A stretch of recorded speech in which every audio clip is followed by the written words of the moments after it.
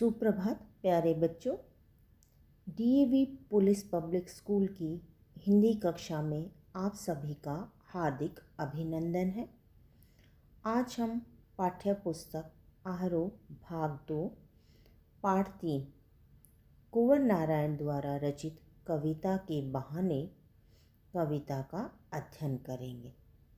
लेकिन कविता का अध्ययन करने से पहले हम कवि के जीवन पर एक नज़र डालेंगे। कुंवर नारायण जी आधुनिक हिंदी साहित्य में नई कविता के प्रमुख कवि माने जाते हैं। इनका जन्म उत्तर प्रदेश के फैज़ाबाद ज़िले में 19 सितंबर सन 1927 को ईस्वी को हुआ था। कुछ दिनों तक युग चेतना नामक प्रसिद्ध साहित्यिक मासिक पत्रिका का संपादन भी किया। ये एक भ्रमणशील व्यक्ति थे। ये बहुमुखी प्रतिभा से ओतप्रोत साहित्यकार हैं। इन्होंने साहित्य की अनेक विधाओं पर सफल लेखनी चलाई है, लेकिन एक कवि के रूप में ये अधिक प्रसिद्ध हुए। इनकी रचनाओं की बात करें तो वे इस प्रकार हैं: काव्य संग्रह, चक्रव्यूह, परिवेश, हम तुम, आमने सामने, कोई दूसरा नहीं, इन दिनों, प्रबंध काव्य, आत्मजयी, कहानी संग्रह, आकारों के आसपास, समीक्षा, आज और आज से पहले, साक्षात्कार, मेरे साक्षात्कार। बच्चों, ये बात हुई कुंवर नारायण जी के बारे में। अब हम कविता के बहाने, कविता का सार या प्रतिपाद्य, उसके बारे में बात करेंगे। इस कविता का संबंध कविता की रचनात्मकता और उसमें छिपी अपार ऊर्जा को प्रतिपादित करने में सक्षम है। कविता के लिए शब्दों का संबंध सारे जड़ चेतन से है। यह अतीत, वर्तमान और भविष्य से जुड़ी हुई है। इसकी व्यापकता अपार है। इसकी व्यापकता का कोई पार नहीं है। उसकी कोई सीमा नहीं है। यह किसी प्रकार के बंधन में बंधती नहीं। इसके लिए ना तो भाषा का कोई बंधन है और ना ही समय। कविता के बहाने नामक कविता आकार में बच्चों छोटी है, पर भाव में बहुत बड़ी है। आज वर्तमान समय मशीनीकरण और यांत्रिकता का है, जिसमें सर्वत्र भागदौड़ विद्यमान रहती है। मनुष्य का मन इस बात से आशंकित है, शंका है उसके मन में कि क्या कविता रहेगी या मिट जाएगी। क्या कविता अस्तित्वहीन हो जाएगी, उसका कोई अस्तित्व नहीं रहेगा। कवि ने इसे एक यात्रा माना है, जो चिड़िया फूल से लेकर बच्चे तक है। बच्चों, चिड़िया की उड़ान सीमित है, पर कविता की उड़ान तो असीमित है। क्यों? वो बहुत व्यापक है। भला चिड़िया की उड़ान कविता जैसी कैसे हो सकती है? दोनों में अंतर है। चिड़िया की उड़ान सीमित है, उसकी एक सीमा है, लेकिन कविता की कोई सीमा नहीं है। कविता के कल्पना रूपी पंख तो सब जगह उसे ले जा सकते हैं, पर चिड़िया के पंखों में ऐसा बल नहीं है। ऐसे ही फूल तो खिलता है और फिर कुछ ही देर बाद मुरझा जाता है, अर्थात उसका एक समय है। लेकिन कविता तो भावों की महक लेकर बिना मुरझाए हमेशा खिलती महकती रहती है। ऐसा नहीं है कि उसका कोई समय है या समय सीमा है, नहीं। अगर वो 1000 साल पहले लिखी गई है तो आज भी पाठक जब उसको पढ़ता है उतना ही आनंद प्राप्त करता है। उसका सौंदर्य आज भी विद्यमान है, उसी रूप में बना हुआ है। कविता तो बच्चों के खेल के समान है, जिसकी कोई सीमा ही नहीं है। बच्चों के सपनों की कोई सीमा नहीं है। वे भविष्य की ओर उड़ान भरते हैं। कविता भी शब्दों का ऐसा ही एक अनूठा खेल है जिस पर किसी का कोई बंधन नहीं है। कविता का क्षेत्र सीमा रहित है, अर्थात असीमित है। उसकी कोई सीमा नहीं है। ना कोई देश है, ना काल है, ना वातावरण है, ना जाति है, ना क्षेत्रवाद है, कुछ नहीं है। वह किसी भी सीमा से पार निकली हुई राह में आने वाली सभी बंधनों को तोड़कर आगे बढ़ जाती है।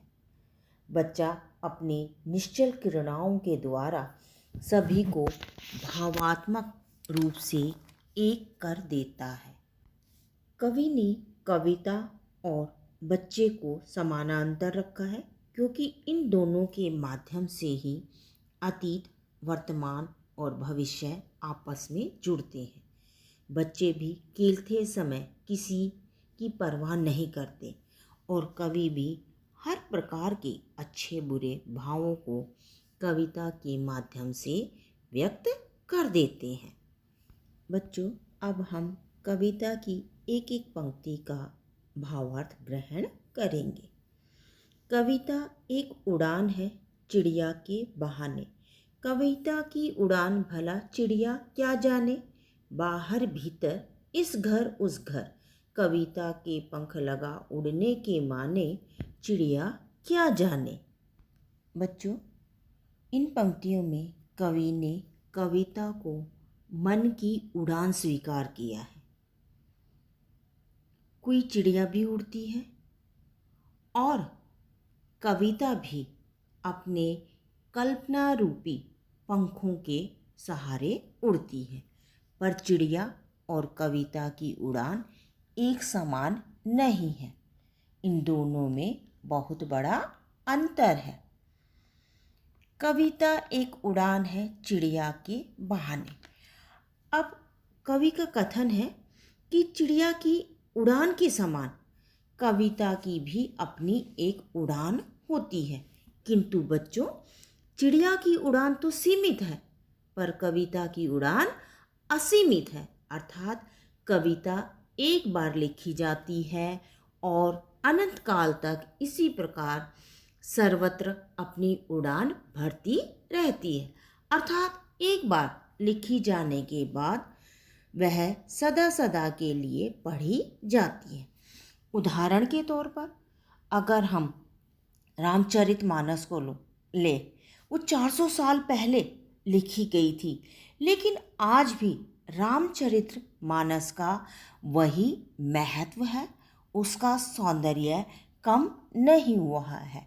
आज भी वह अपने पाठकों को वही संदेश प्रदान करती है। कविता की उड़ान भला चिड़िया क्या जाने, बाहर भीतर। अब इन पंक्तियों के माध्यम से कवि ये बताना चाहता है कि जो कविता की उड़ान है वो असीमित है, अपार है, लेकिन चिड़िया की जो है एक सीमा है, उस सीमा से वो आगे जो है नहीं उड़ पाती है। तो इसीलिए कहा है कि चिड़िया जो है उस कविता की अपार असीमित उड़ान के बारे में क्या जान सकती है। बाहर भीतर कहते कि कविता जो है अपने कल्पना रूपी पंख लगाकर यहाँ वहाँ सब जगह बाह्य एवं आंतरिक, आंतरिक यानी कि कवि के हृदय रूपी जो जगत है उसमें उड़ान भरती रहती है। वह कल्पना रूपी पंख लगाकर गोचर यानी जो दिखाई देता है, अगोचर जगत जो नहीं दिखाई देता है, उसमें अपनी उड़ान सदैव भरती रहती है। इसे केवल कविता ही जान सकती है, इसे चिड़िया कभी नहीं जान सकती। कविता के पंख लगा उड़ने के माने, चिड़िया क्या जाने। और वो कहते हैं कि भाई इस उड़ान में किस आनंद की अनुभूति होती है, इसे केवल कविता ही जानती है, चिड़िया नहीं जानती। अब अगर काव्य सौंदर्य की बात करें तो कवि ने कविता में अपार संभावनाओं को प्रकट किया है। कवि की कल्पना सीमा रहित है। तभी तो कहा जाता है कि जहां ना पहुंचे रवि वहां पहुंचे कवि। मुक्त छंद का प्रयोग हुआ है। प्रश्न शैली है, चिड़िया क्या जाने, यानी प्रश्न पूछा गया है। खड़ी बोली का प्रयोग है और उसमें भी तद्भव शब्दावली की अधिकता है।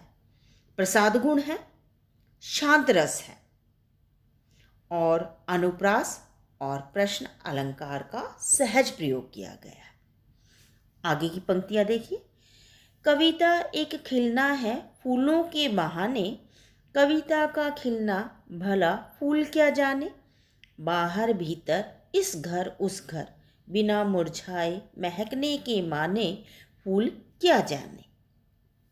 अब कवि का मानना है, इन पंक्तियों के माध्यम से वो कहना चाहता है कि कविता का विषय चाहे कोई हो, पर कविता हर विषय से बढ़कर महत्वपूर्ण होती है। कविता में चाहे फूलों के खिलने का वर्णन हो, पर कविता तो उससे बढ़कर ही होती है। वो कहते हैं कि कविता एक खिलना है फूलों के बहाने। अब कवि कहते हैं कि जो कविता है वो भी एक खिलना है, कि जिस प्रकार से जो फूल है कली से फूल का आकार लेता है, वो खिलता है, वैसे ही कविता भी कवि के हृदय में खिलती है। कवि अपनी हृदय की भावनाओं को अभिव्यक्त करता है, अर्थात जो कविता है वो कवि के हृदय की भावनाओं की अभिव्यक्ति कर पाती है। कविता फूलों की तरह खिलती है, अर्थात जिस प्रकार फूल खिलकर अपनी खुशबू और सौंदर्य को वातावरण में बिखेरता है, ठीक उसी प्रकार कविता भी अपनी भाव रूपी खुशबू से सबको आनंदित कर देती है। कविता का खिलना भला फूल क्या जाने। अब फिर वही जो है पंक्तियां उन्होंने, जैसे चिड़िया क्या जाने, वो कहते हैं कि फूल भी जो है कविता के खिलने को नहीं जान सकता। क्यों?